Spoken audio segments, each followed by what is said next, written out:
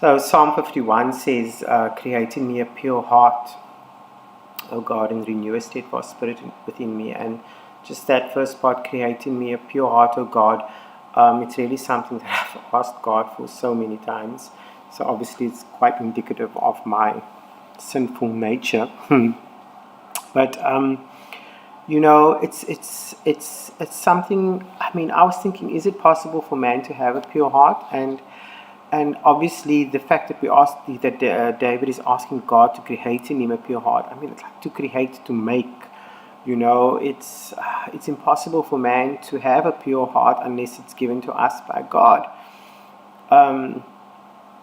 Which then leads me to the next point that, we try so hard to want to be pure, but do we even understand what that word pure means, first of all?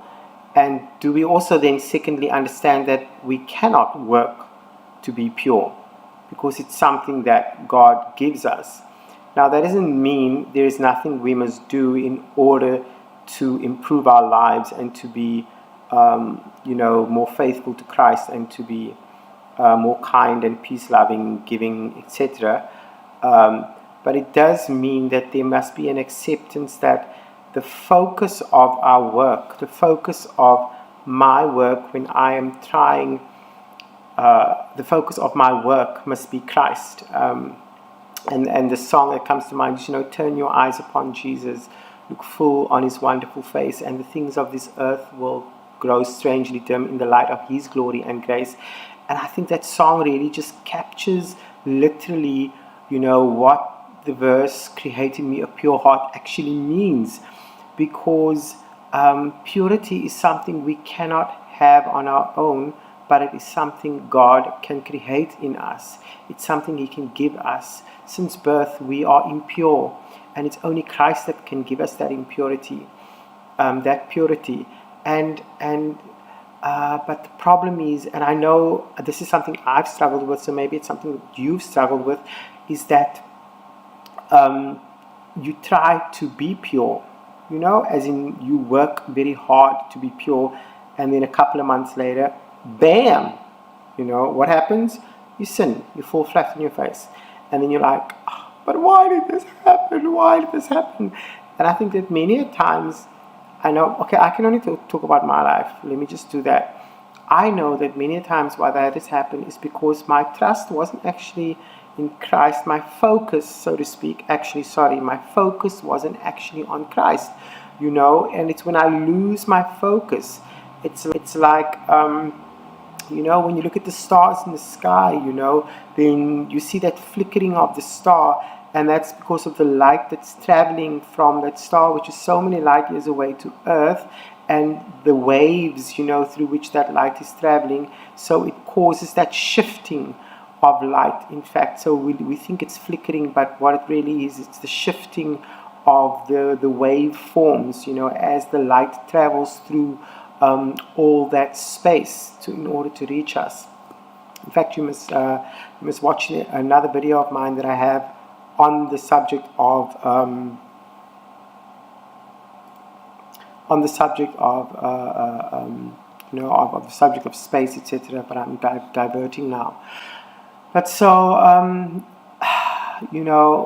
this pure heart thing. I've got these amazing friends who are so pure, but their purity is there because they really live their lives as a complete, total reflection of Christ. It's like the example that I'm thinking of is imagine you're standing and you have mirrors all around you facing you, and so you can see every part of and every inch and every side of your body in these mirrors. But now imagine deflecting those mirrors outward, and that's what they do in terms of what Christ places in them. They deflect it outwards, so that the only thing that they can present is purity because of Christ inside of them.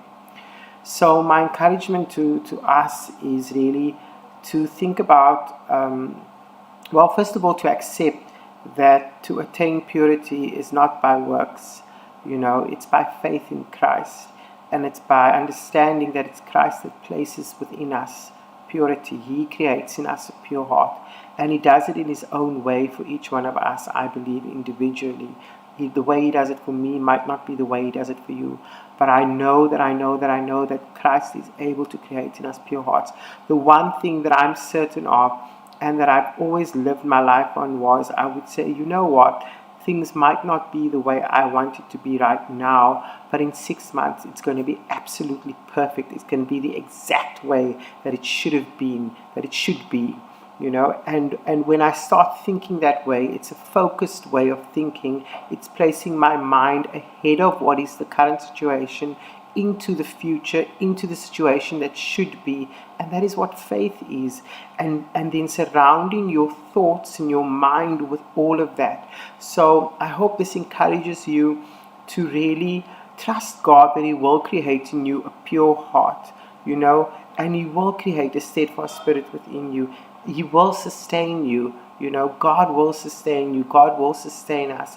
Sometimes when we're in a deep valley of sin, or a deep valley of, distrust or distraught or sadness, or whatever has brought us into that deep valley, then we sometimes lose sight of God. We lose sight of the fact that He is able to maintain the purity within us, because sometimes we just want to lose it. We want to throw in the towel. But we don't have to. We don't have to throw in the towel. We can stay strong by trusting God, and by turning our eyes upon Jesus and looking full on His wonderful face. And quite frankly, then the things of the earth, as we practice it daily, as we practice this daily, because it's a daily thing, as we daily practice to focus our attention on Christ, when we see a music video that maybe is going to mislead us, to turn away our heads and say, I'm not going to watch that music video. I'm actually going to focus my attention on something good. I'm going to go walk over to that other person and compliment them on the good work that they're doing. It's those kind of simple things. That is a daily turning away from other things, but more importantly, that is a daily activity of turning towards Christ, which is a completely different statement. Because when you talk about the negative statement of saying I am turning away from things, it's not really saying that you're looking towards Christ. But when we say that we're looking towards Christ, then it's a completely different argument. It's faith. It really is a walk forward, with Him and to Him.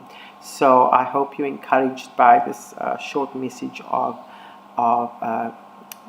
desiring a pure heart in God, from God, creating me a pure heart. Go and listen to some of my music on my website, www.danielcrossing.com, and send me your feedback. God bless.